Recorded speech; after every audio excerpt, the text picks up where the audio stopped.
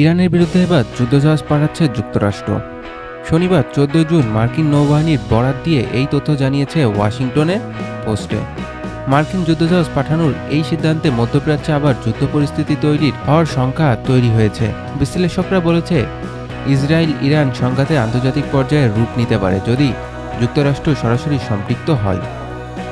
অন্যদিকে বাংলাদেশ দলের প্রথম বহর আগেই পৌঁছে গেছে শ্রীলঙ্কায়।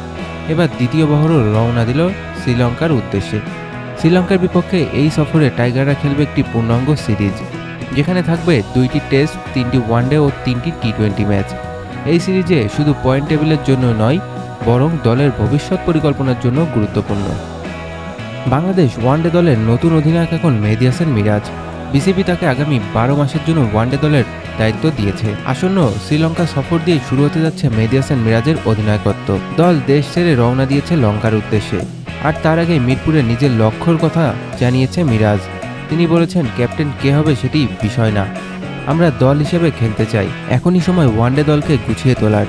এই 1 বছরের মধ্যে সব ঠিক করতে হবে।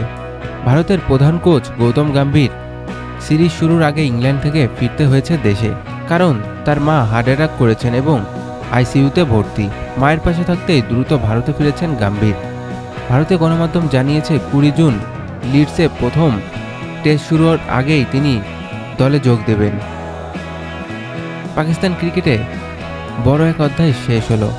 জাতীয় ক্রিকেটের একাডেমি কোচের দায়িত্বে থেকে সরে গেল মোহাম্মদ ইউসুফ।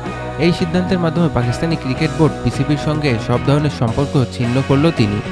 এই নিয়ে এখনও কোনো আনুষ্ঠানিক ব্যাখ্যা দেয়নি ইউসুফ। তবে এতটুকু পরিষ্কার, পাকিস্তানি ক্রিকেট এখন হারালো এক অভিজ্ঞ মেন্টরকে।